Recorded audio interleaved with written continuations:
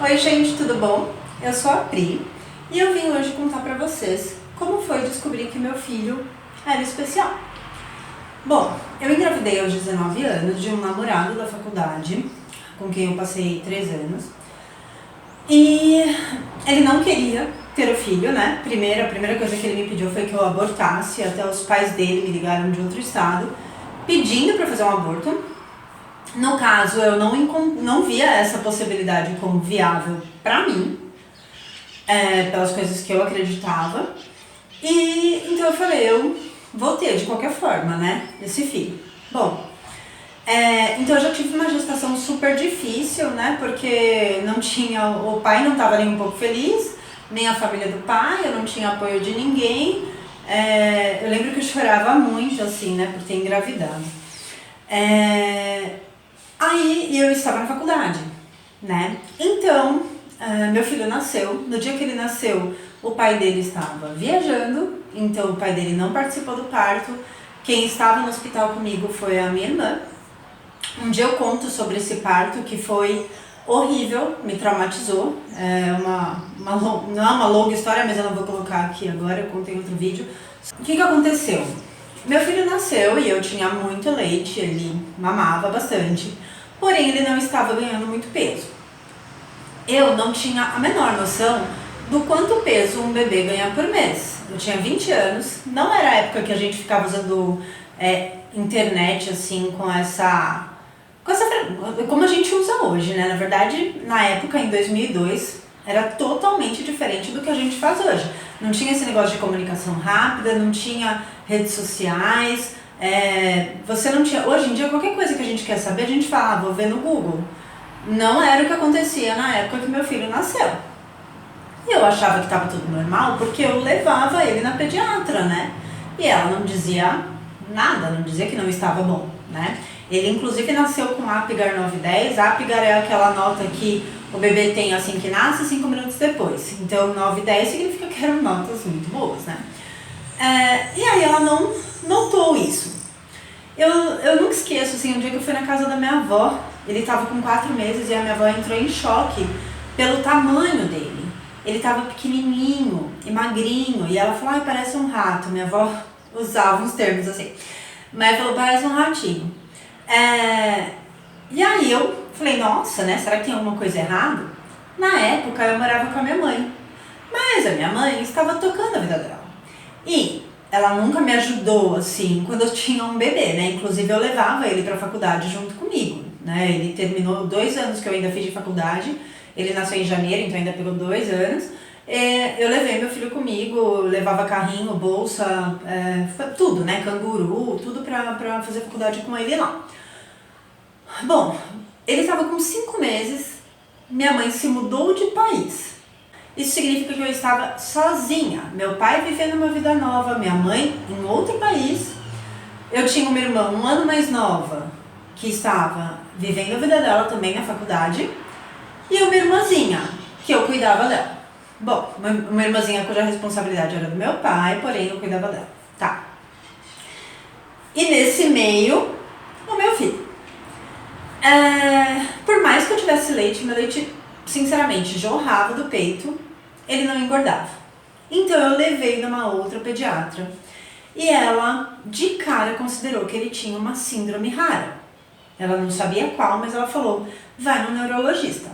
Bom, nesse ínterim ele também teve que começar a tomar leite NAN pela mamadeira, porque a mamadeira não exigia tanta força de sucção. E aí depois que nós percebemos então que o problema dele era hipotonia muscular, então na falta de força que ele tinha, ele não conseguia sugar o peito como deveria, então por mais leite que eu tivesse, ele não conseguia, então a mamadeira ajudou nisso. Mas, mesmo assim, então começou a ganhar peso, mas começaram a aparecer coisas que ele não fazia. Por exemplo, com 6 meses um bebê começa a sentar, mas ele não sentava, ele não segurava o pescoço, ele não engatinhou quando os bebês engatinham, enfim, pra falar a verdade, ele se sentou sozinho com 2 anos e meio. 2 anos e meio. Bom, então eu comecei, imagina só, tocando faculdade, sem pensão pro meu filho, que o pai dele não pagava pensão, eu não sabia nem como me sustentar, aquele bebê pra cima e pra baixo. comecei a me dedicar, conforme eu fui, né, terminando a faculdade, me dedicando cada vez mais a ele. Bom, por mais que eu levasse em neurologistas, ninguém adivinhava o que ele tinha. Não conseguiam descobrir, ele tem só um atraso, com 2 anos ele vai andar, pode ser paralisia cerebral, será que ele teve anóxia no parto? Anóxia é a falta de oxigênio no cérebro, né? Tudo era não, ninguém sabia nada. Fez tudo quanto era exame, fiz até um exame de choque, que eram uns choquezinhos que ele levava. Eu não lembro o nome do exame, mas enfim, era horrível. E não descobria. Até que eu consegui levá-lo numa neuropediatra da Unicamp. E ela, de olhar as características físicas dele, ou seja, o fenótipo, que ele era muito mais claro, muito branco, cabelo loiro, amarelinho, tinha os olhos azuis, e outras características dele, né, específicas da face, né, do formato da face, que quando a gente conhece a síndrome a gente logo reconhece. Algumas características também do atraso do desenvolvimento neuropsicomotor. Ela falou, olha, ele parece ter a síndrome de Angelman. Eu nunca tinha ouvido falar, aposto que você também não, né? Porque é uma síndrome super rara e só quem tem alguém, um parente ou um aluno, ou enfim, só quem tem alguém por perto conhece, né? Ela falou assim, eu acho que ele tem essa síndrome. Então eu fui pesquisar sobre a síndrome. O que aconteceu? Eu, na verdade, não tinha um computador e uma internet na época. Como eu falei, eu não sabia nem como eu ia pagar as contas básicas, eu não sabia nem como eu ia comer, que dirá que eu ia ter internet e computador, né? Então, 2 amigos meus foram pesquisar a respeito da síndrome e imprimiram e levaram até a minha casa, né? Então eu estava com meu filho quando eles chegaram com esses papéis com tudo sobre a síndrome. Lá eu soube que ele nunca ia falar, eu soube que ele ia ter muitas convulsões, que ele talvez nunca andasse sozinho, né? Que poderia ser cadeirante, que ele teria uma escoliose e que a escoliose vai progredindo, ela vai piorando com o decorrer da vida, né? Eu fui lendo uma série de características que foi assim, chocante, mas o que mais foi chocante foi a comunicação. Eu pensei, meu Deus do céu, se meu filho não vai falar, como eu vou saber o que ele quer?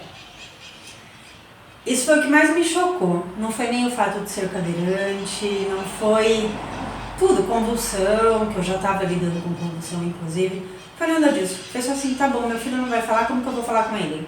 Né? E eu sou muito falante, eu sou uma geminiana, que eu falo pra caramba. Então o que eu fazia? Desde que meu filho nasceu, eu sempre conversei muito com ele, né? Sem resposta, claro, mas sempre falei muito com ele. E eu continuei assim, né, pra sempre, né? Até o fim da vida dele, né? Já que ele faleceu esse ano, né? Com 21 anos. Estamos em 2023, ele faleceu tem pouco tempo. Enfim, então a minha reação ao ler sobre a síndrome foi, primeiro, fiquei chocada com a questão da comunicação, e segundo, eu pensei, bom, então tá bom, o que eu tenho que fazer?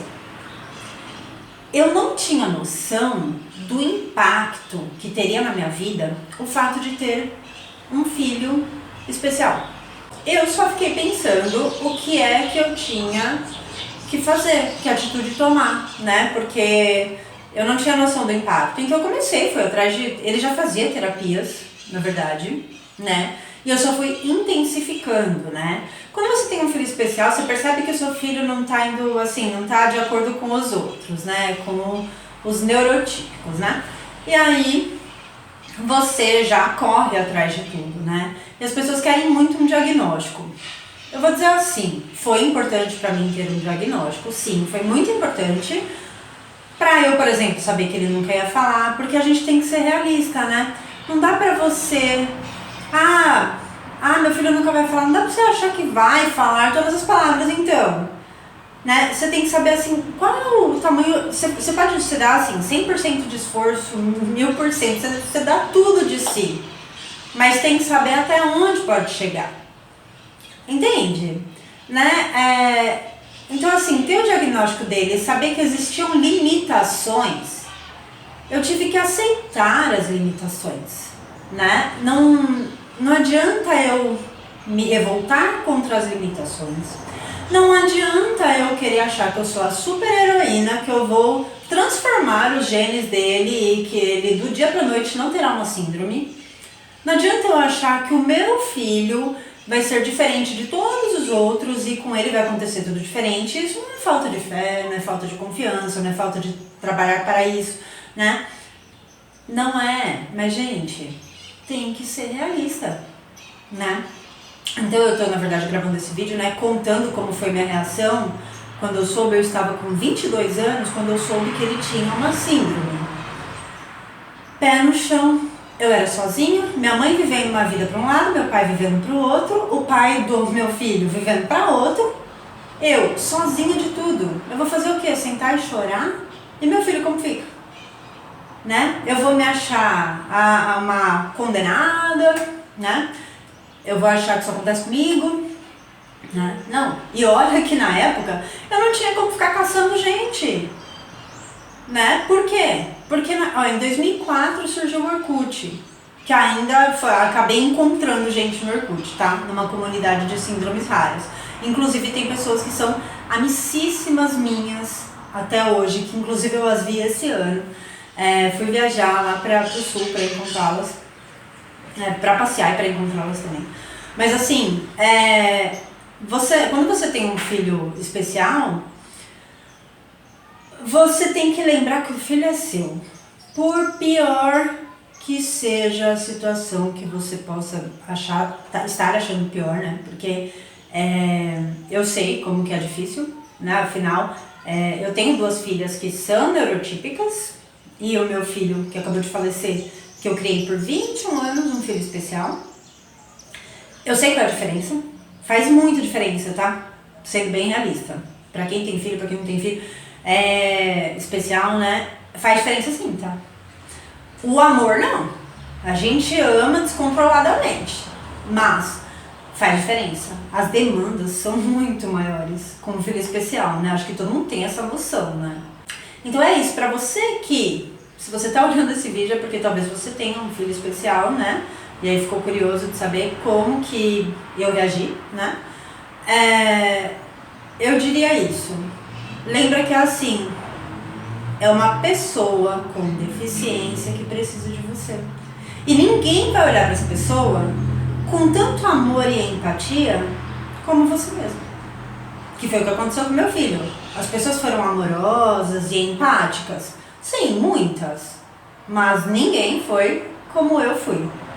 Que o tempo todo, durante 21 anos, eu acordava e a minha primeira preocupação era: como o Kali está?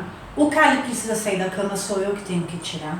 O Kali precisa tomar banho, sou eu que tenho que dar. O Kali precisa comer, sou eu que vou preparar. E eu vou adivinhar o que ele quer. Ele quer suco de uva ou quer de laranja?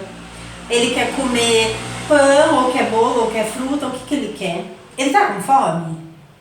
Imagina uma criança que não fala e não se comunica, nem por gestos. Eu dediquei a minha vida a ele. E a maior dor que eu tenho hoje é de não poder continuar o resto da minha vida me dedicando a ele.